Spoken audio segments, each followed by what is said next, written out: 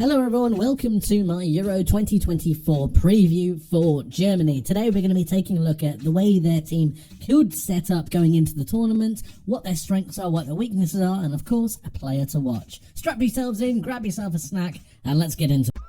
Let's dive right into the lineup, and I can see Julian Nagelsmann lining up Germany like this.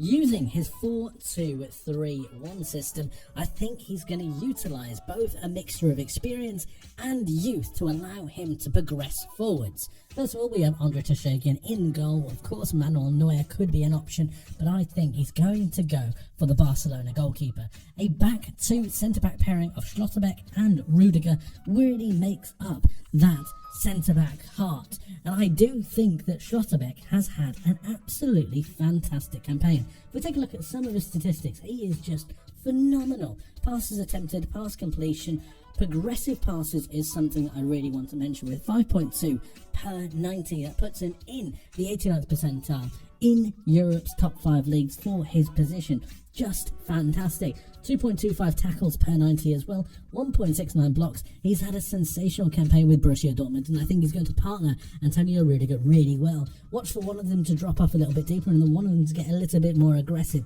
utilising those progressive passes from Schlotterbeck to really bring through into Mittelstadt. Now, he has had a really good campaign as well, and I was just looking through some of his stats, and they're off the chart.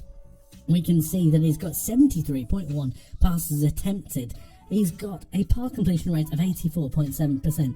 But what's even more impressive are his progressive passes. And you're going to see this as a theme throughout this Germany side. A team with really high progression in the side, making sure that they're able to get the ball from back to front really economically and really with a good amount of dynamism. I really like this side, and not only can he really progress the ball forward with his passing, but he also carries it forward. 3 progressive carries per 90, puts him in the 86th percentile, successful take-ons of 1.54. But one more thing that I think is really impressive about him are his defensive statistics.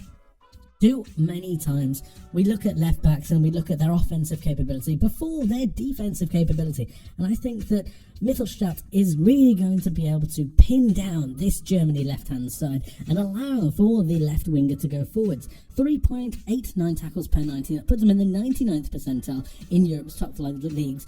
The top 1% in his position, obviously being left back. 1.97 interceptions as well. A fantastic record to be going for, and we know that this Germany side are going to have a lot about them. Joshua Kimmich at right back, next to Antonio Rudiger, is going to make up their back four. A midfield pairing of Kors and Andrich is a really good mix and blend, I think. If they wouldn't play Andrich, I was really torn between Pavlovic. I think he's got the youth, the real drive and a bit of exuberance about him to be able to join in with the attack when they go forwards. But Andrich is a really good level head, he's good defensively, and I think he's going to really help to really allow Kors to really open up his passing game. Kors has had a really good campaign once more with Real Madrid, and we can see that he's just fantastic. 11.1 passes per progressive passes per 90. In the 99th percentile, the top 1%, he averages 103 passes per game. He is a monster when it comes to passing statistics. And then when we also see the fact that he's got 4.65 shot creating actions per 90, he is able to get forward as well, and that's down to the entire team being able to push up and be that little bit more dynamic, really holding the opposition side in, utilising their possession that we know we can get from a Julian Nagelsmann side. And then you're looking towards the attack. Leroy Sané is a nightmare to deal with out on this right-hand side. He's their first choice for me. I think he's really, really fantastic. Had a good campaign with Bayern Munich, but most of all, when we're talking about the progression, I think it's really important to notice that he's got that progression in him as well. 3.7 successful take-ons per 90, and you're looking for him to really drive past a couple of players, open up some space, open up some channels for this crosses into the striker, but also to be able to cut inside and take a shot himself. I think this flexibility is something that's really useful, and the dynamic that he could have with Joshua Kimmich really making those overlapping runs or even coming into midfield is something that I think Leroy Sané is going to be able to bring into this Germany side. On the other side, we've got Jamal Musiala. Now, you might be wondering why I haven't put him centrally. I think he'd work better out wide. His real touch is something that I think needs to be just marked upon. I think he is fantastic. 4.07 successful take-ons, and you're starting to take some shape when it comes to this Germany side. Both Sané and Musiala have the ability to take on a man, but at the same time, their progression through the passes and through their carries is really high. Over 5 progressive passes and progressive carries for Jamal Musiala, but also at the same time being able to come back. 1.78 tackles per 90. For a winger, that's really, really good, or for a midfielder, that's really good as well. 6 touches in the attacking penalty area. Watch for him to be really close-footed, tight feet, allowing him to drift and really slalom through between defenders before opening up a channel of space and then looking for that extra pass. Kai Havertz is going to be the man leading the line for me.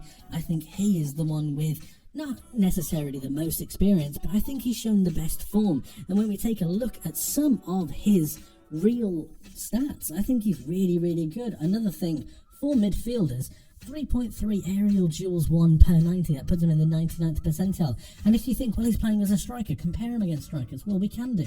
And he's actually in the 83rd percentile for aerial duels won. He's in the 89th percentile for passes attempted.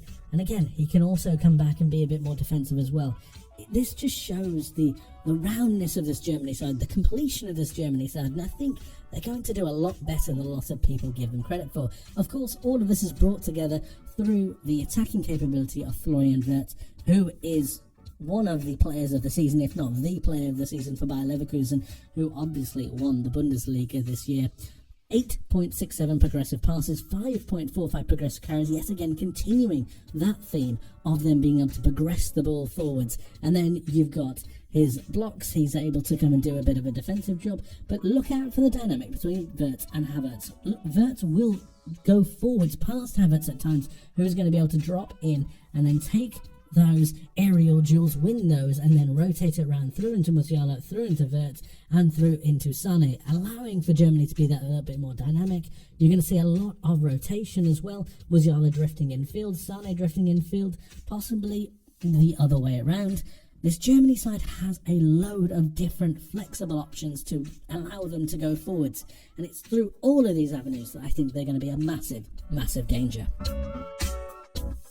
When it comes to strengths, I think Germany's major strength is the balance that they have between the elder statesmen and the younger players. Not only do you have a really, really young, vibrant, exciting attacking three in Musiala, Wirtz and Sané, but you also have real experience, real level-headedness in Toni Kroos, in the likes of Rudiger, Kimmich, Ter Stegen, even Manuel Neuer, who is obviously going to be a major part in the way this Germany side go forwards. And composure in these kind of situations, especially at a home tournament, is absolutely key. And it's this blend of experience with the youthful exuberance, which I think is going to take Germany to the latter stages of the tournament at the very least. I can even see them going on and really doing quite well. Musiala being able to create those opportunities, the same with Sané, and then off of the bench they have a number of game changers. Gundogan is one player that really comes to mind. I mentioned Pavlovic earlier. I do think they have some options, and going forwards they're a bit of a danger, and defensively they might be stronger than they've been in the last few years. They're really, really impressive. The weakness for Germany is twofold for me.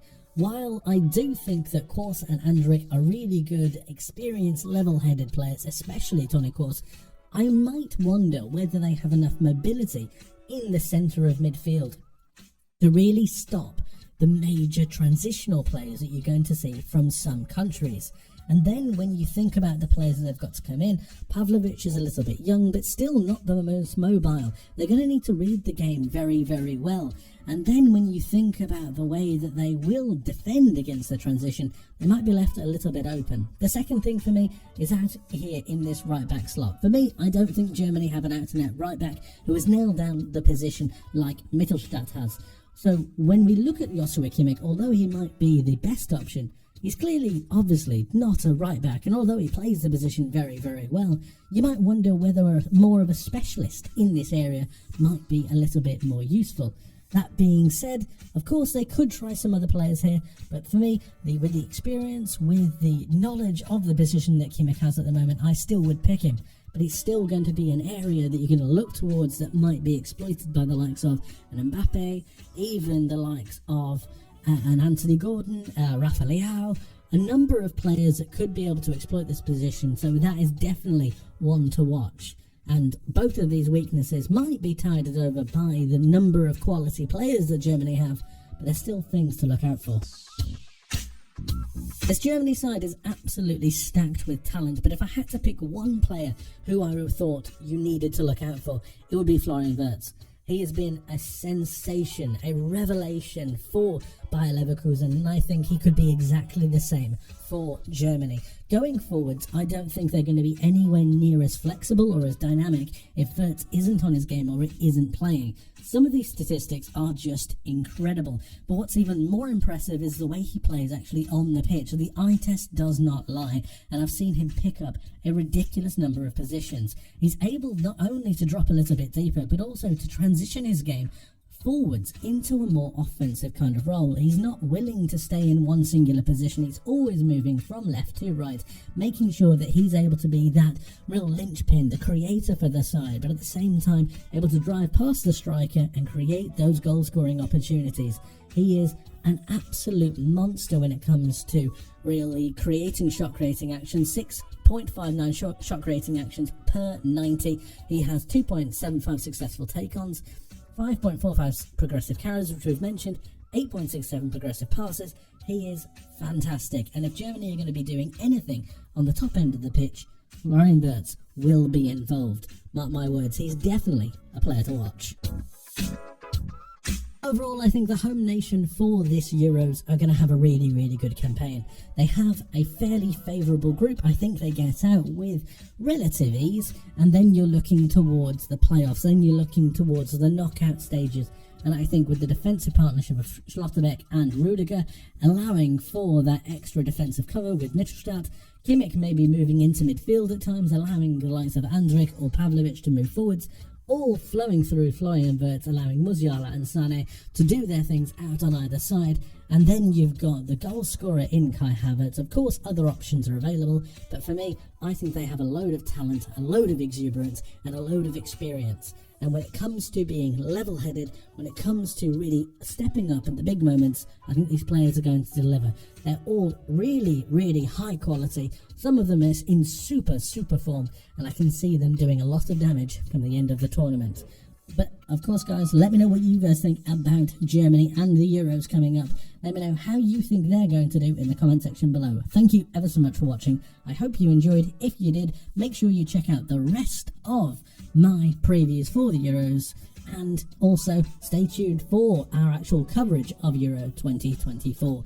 Thank you ever so much for watching. I hope you enjoyed, hope you learned something new, and I hope to see you in the next one. But until then, my friends, take care.